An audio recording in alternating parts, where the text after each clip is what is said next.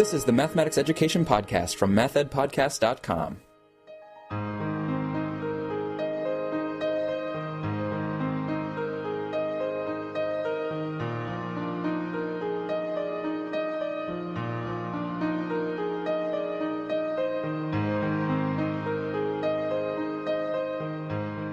Welcome to the Math Ed Podcast. My name is Sam Otten from the University of Missouri, and with me today is Raymond Johnson, who's a PhD candidate in the School of Education at the University of Colorado. Raymond, thanks so much for being here.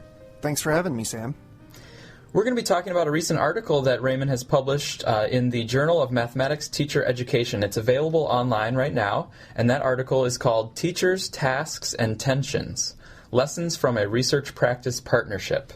But before we get to that article, we get to have some fun to talk about Raymond's graduate studies, and he's right now working on the dissertation, finishing up the dissertation, so he's right at the end of his PhD program. But how has that PhD program been for you, and who have you been working with there at the University of Colorado?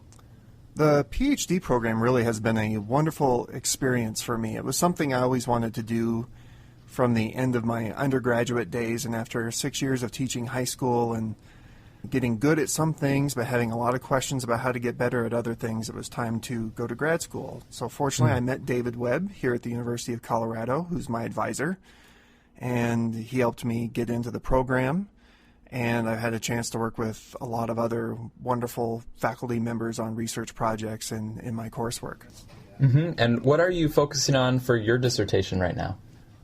My dissertation focuses on how teachers perceive affordances of mathematical tasks in relation to the standards for mathematical practice, and how their pedagogical design capacity develops over time as they engaged in a task rating routine. And that work is a specific part of the bigger project, which was also the focus of this paper. So let's talk about that project a little bit. There's a research practice partnership there at the University of Colorado, and the JMTE article that we're going to be talking about digs into some of the tensions and thinks very carefully about the roles and things that are happening in that partnership. So just let us know the background of that research practice partnership. Yes, we call the partnership Inquiry Hub, the name given it in our current round of NSF funding, but the partnership goes back to around 2008. The key players in this partnership are researchers from the University of Colorado. We have some digital librarians, digital learning scientists, I'll call them, from the University Corporation for Atmospheric Research, and our key partners in Denver Public Schools.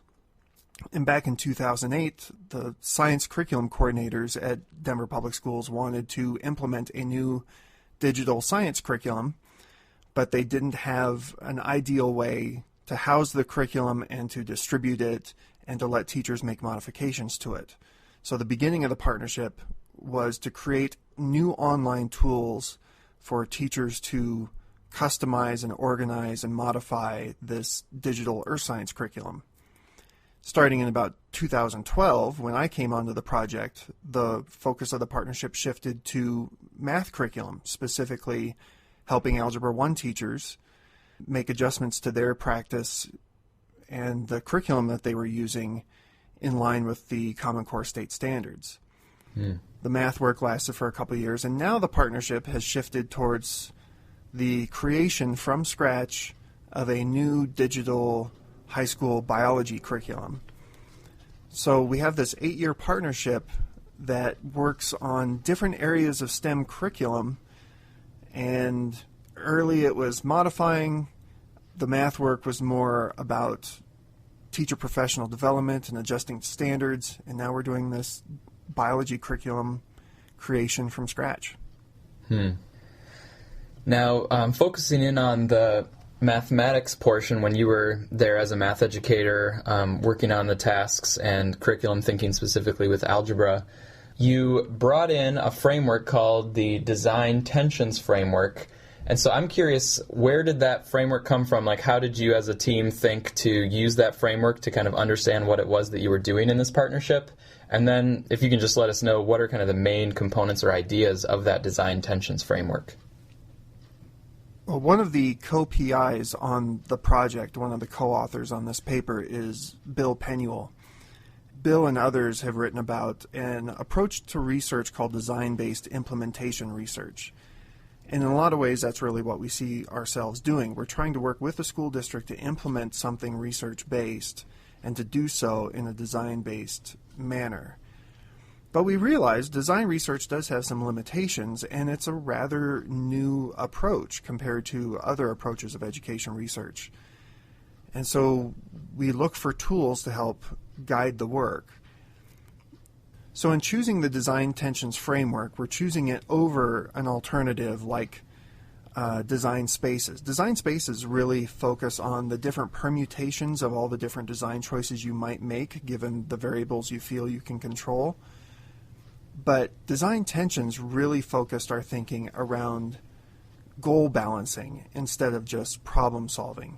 And in a partnership where we really want to value equal participation amongst the different stakeholders in the partnership, this idea of goal balancing is quite important. So Deborah Tater's design tensions framework gave us a way of looking at tensions in the partnership where it's not necessarily about solving problem, it's more about seeking out optimal compromises. So Deborah Tater breaks the framework into 4 levels, and at the highest level relates to project vision and really gets at the tension in design between what is and what ought to be. And below that, then you have approach tensions. These are really the project drivers that take into account the capacity of different project members to do certain things, the resources available, and the values that people hold. The third level of the framework gets at project level tensions. And really the project level tensions, I think, are what most people think about as the true design work. So in our case, it was the development of a new rubric and tensions that arose with it. But then the choices made in the project around different design options generally lead to as created situations where tensions arise because of choices, and then you have to deal with the consequences of those choices, and sometimes you have new tensions from those. So those are the 4 levels: the vision, the approach, the project level tensions, and as created tensions. So using that framework and looking at your own work in the Research Practice Partnership and again with your co-authors Samuel Severance, Bill Penuel, and Heather Leary, what was it that you were able to see from your own analysis of your work dealing with mathematics tasks and curriculum work in the partnership? This is where I really have to give Sam Severance some credit, because from day one on this project, while I was focused on math content, he was the graduate student really focused on equity in the partnership and where these tensions were popping up, and then being able to inform us in real time in the design where he saw the need to make compromises around some of our project decisions. Thankfully, at the vision level, the partnership was pretty unified around the need to create a better aligned curriculum and better prepared teachers to teach Algebra 1 in a way that's aligned with the Common Core state standards. And really, I'm not sure if there are sustained tensions at the vision level. I have a feeling that's very hard for a partnership to proceed when there are tensions there. So thankfully, we had very few tensions there. Yeah, I think there are tensions there in math education broadly across the nation, but maybe if you're going to partner up, the reason you've partnered up is hopefully that you have a shared vision. Yes, and it says something about the partnership in that we were creating this vision for what to do with Algebra 1 with people who we had collaborated with for 4 years prior. And when you have that sort of sustained relationship with the curriculum leaders in a school district, it's easier to get everybody moving in the right direction. But that doesn't necessarily mean there weren't tensions at other levels. Right. So when we looked at the approach tension, the first 6 months or so of this project was really negotiating the direction of this work to do with Algebra 1 teachers. So at the approach level, the direction we ended up going, the compromise we made, was to create a task analysis routine for Algebra 1 teachers to look at the at various qualities of mathematical tasks. Mm-hmm. I think early on, some of us on the research side were, thinking, maybe we could push the research envelope a little bit and see how maybe teachers sequence tasks in ways related to their visions for learning progressions. That was a suggestion I remember us making. But then the district pushed back a little bit and said, we've done a little bit of work with cognitive demand, and we've seen how that might be of value. What if we build that out as part of a broader task rating routine that includes other district priorities like academic language for English language learners? So over the course of several months, there was a negotiation between the researchers and the district curriculum leaders over what qualities to pay attention to. The ones that we decided on were alignment to Common Core content, the standards for mathematical practice, cognitive demand as described by Smith, Stein, and others, language, the language of mathematical tasks, and technology. There were other ones that were suggested. For a while, we had hoped to maybe have teachers look at the cultural relevance of a task.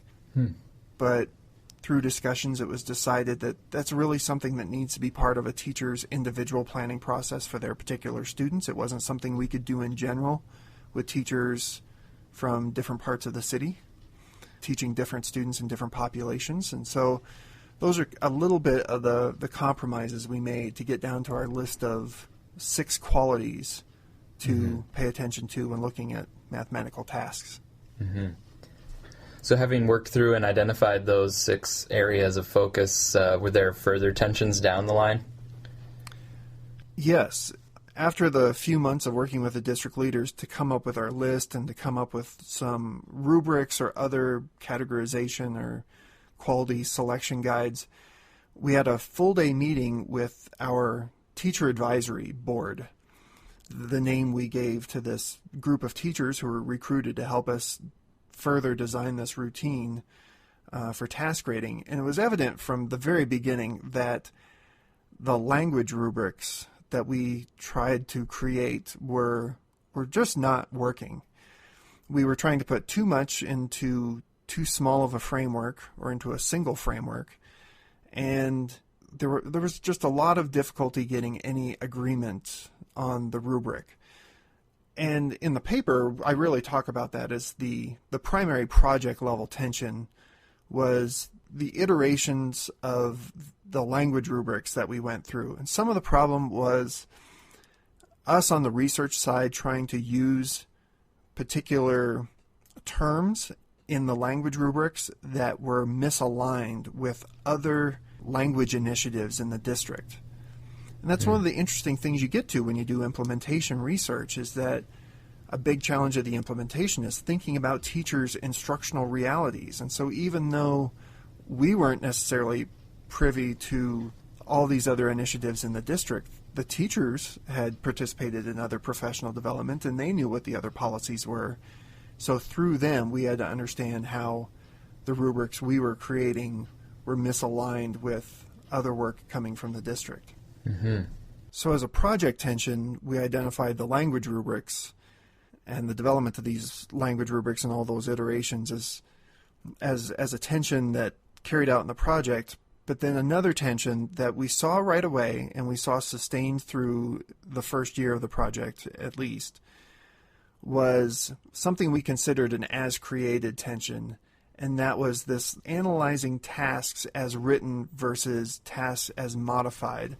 And to explain a little further about what I mean by that, so you can imagine in the very first professional development, we gave teachers a task and had them rate it for cognitive demand, and you get a teacher asking a question like, well, I'm not sure what level of cognitive demand to give this. Is this a task for my honors students or is this a task for my regular level students? Or another teacher saying, well, is this a task for my first period class or my last period class? Or another teacher saying, is this a task I would let students use calculators on or not use calculators on? And for us, we had a goal of creating this task rating routine that teachers would really look at the task itself and not think necessarily about how they would teach it to a particular group of students, or how they might modify the task in their own use. And in some ways this makes sense. We want a task rating routine that leads to consensus. Looking for teacher learning through consensus the same way Paul Cobb might look for student learning around socio-mathematical norms and looking for consensus in that way. But of course, we can't fault teachers for being tied to their classrooms and tied to their students and thinking about the choices they would make around these tasks. And that was a tension that's not easily resolved. One way we did try to adjust to this tension, so we have this tool called the Curriculum Customization Service that houses all the district's Algebra 1 curriculum in addition to these high-quality tasks teachers were rating. And initially, we thought we could just say, oh, this task is rated at doing mathematics for cognitive demand, and this other task is procedures without connections. But over time, we realized it would really be better to show a distribution of teacher task ratings, just to reflect that there is disagreement and teachers are going to interpret task qualities differently depending on their own experiences and their own contexts. My guest is Raymond Johnson, who's a PhD candidate in mathematics education at the University of Colorado, and we're speaking about his article in JMTE called Teachers, Tasks, and Tensions, Lessons from a Research Practice Partnership. And what really strikes me overall, Raymond, is how much thought and care was given to how this partnership is working. It wasn't just we're going to do the work and assume that things are going well. It's really a lot of reflection on how it's working, if it's working for all parties involved. And just a lot of depth over the years. It comes out in the paper and in the way that you're speaking about it, of really thinking about if this project is achieving what it was sort of the goals of the original project set out to achieve. So having done all that reflection and this analysis, thinking about the tensions and how the tensions might be overcome or not, if there's some that are insurmountable and so forth, have you sort of personally taken some things forward with you from this project and from this analysis that is going to inform your future self in any of the work that you do with future teachers or districts? The work in this project does really have me thinking more about balancing the needs of various stakeholders and the instructional realities in which teachers work. And I'm glad some of that comes across in the paper, because we certainly could have written a paper that just looks like, oh, here's another cognitive demand task analysis paper. But the big part of this paper that, if anything, that makes it a little bit different is this continued involvement from district curriculum leadership and the negotiations with them as well as with teachers over the course of this professional development. So when I think about future work with districts and future work with teachers, it doesn't necessarily give me easy solutions, but it does raise my awareness of, what are teachers' needs in their particular school? What are the policies that are either complementing or maybe in some ways interfering with the goals that I might have as the researcher or the professional developer? And we continue to see this in the project. Even though the project has now moved on to biology curriculum, one tension we currently have is that looking at the next generation science standards and 3D assessments, we're doing some assessment work with teachers, and it's generally agreed that the assessment items we have are very high quality, but yet within the buildings of some of the teachers, they have sort of a school-wide approach to doing assessments, or they have technological systems to implement assessments in ways that just aren't fitting necessarily with the 3D assessment approach. So then that causes us to seek out other stakeholders, like building level leaders or other curriculum leaders, or sometimes technological support staff in the district, to see how can we make our assessment goals for this research project align with the needs and limitations of building level goals and department level goals within a school. And this work also is done with a partnership, and I know for you that word partnership it construes some different things than the phrase professional development. Do you want to say a little bit about that? As a teacher myself, I definitely had my share of seeing the professional developer come in for the single day to talk to us about things. And sometimes you took away things of value. Sometimes you didn't. But there's sadly just a lot of evidence in education that some of these translational attempts at turning research into practice by having somebody come in, translate the research, tell you what it means, make suggestions for how to change your practice. When that's not done in a sustained way, we just have a lot of evidence that it doesn't make lasting practice in the classroom. Mm-hmm. With partnerships, again, it's not the silver bullet, but you see things happen in sustained ways when you sustain the work. So by meeting weekly with people from the district and our other partners, we've been able to see how this task rating routine, even though maybe it didn't grow to the potential that we all imagined it might have, we do see in the district, as part of their routine professional development, rating of tasks for cognitive demand and other qualities. So in some way, the district was able to take that work and establish something in a way that will continue on. And we pay a lot of attention to the tools and the routines that we develop because they have some permanence, which is particularly important in districts with high turnover, which seems to be most of the districts people work with, that even as personnel change, the person who may have been there for that one-day professional development, even as personnel change, you hope that the tools and routines people deal with and have available to them add to the institutional memory of a place that allows some of this implementation work to sustain itself over time. Mm-hmm. My guest is Raymond Johnson from the University of Colorado, and I should also say Raymond Johnson from the Colorado Department of Education. I know you now have a position there as the math content specialist, so congratulations on that. Well, thank you, Sam. I'm happy to be in the new job, and they're very kind at the moment to be letting me handle my state responsibilities on a part-time basis, because as educators themselves in the Department of Education, they realize that finishing a PhD takes time and is very important work. So my thanks to them for making the onboarding process as a state employee a gentle one. Mm-hmm. Yeah, it's great, and good luck in that new position. I also want to ask you, if you were not in that position and were actually not in mathematics education at all, what might you see yourself doing instead? As a longtime listener of this podcast, every time this question comes up, I have to think it through in my head. And now more than ever, I feel like maybe my talents are just being wasted. That so often I think maybe I should be a librarian. Like, I work with some of the librarians here on campus, and particularly, we have a librarian that deals with scholarly communications that runs our open access repository. And to me, I just feel like that might be the best job in the whole world.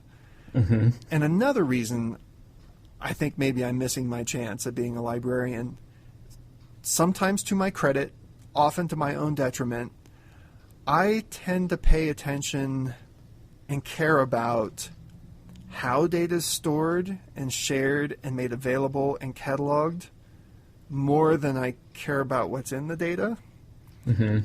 So there's so many times as a graduate student, somebody will bring up an idea from a paper, and I know I'm fuzzy on the idea, but my mind's pretty razor sharp on remembering whether or not that paper had a DOI or what journal it was from, or whether it was open access or not, or who the authors were. So I'm better with the metadata than the data.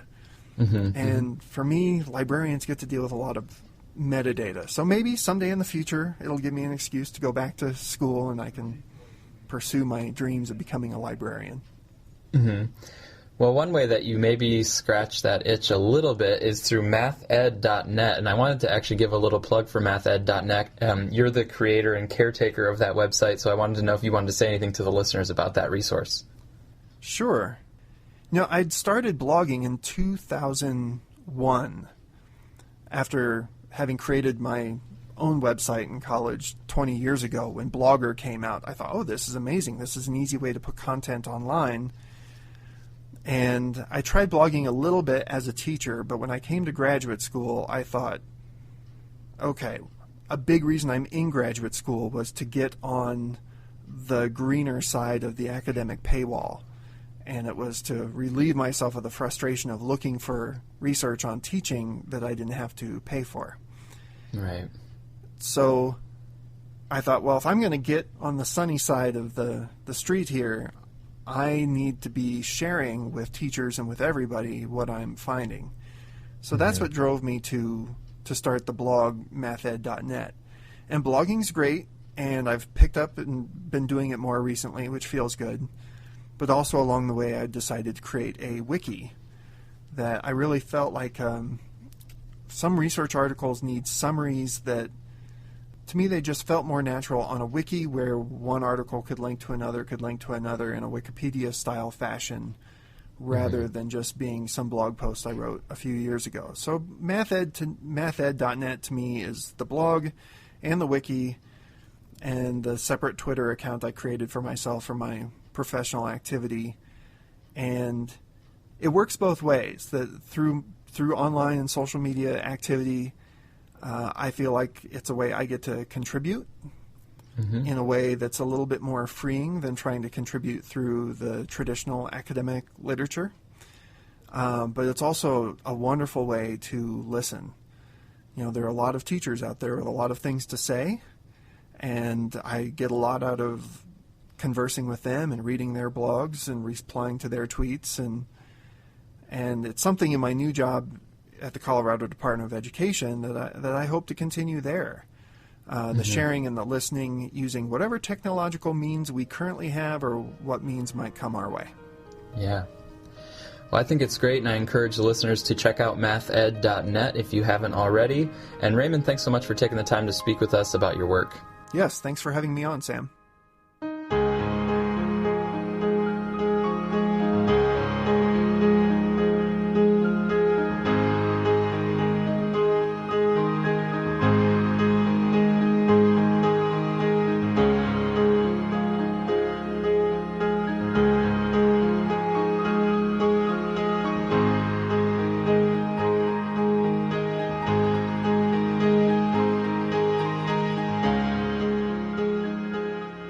Thank you for listening to this episode of the Mathed Podcast. If you'd like to support the podcast financially, please use the PayPal donation button at mathedpodcast.com.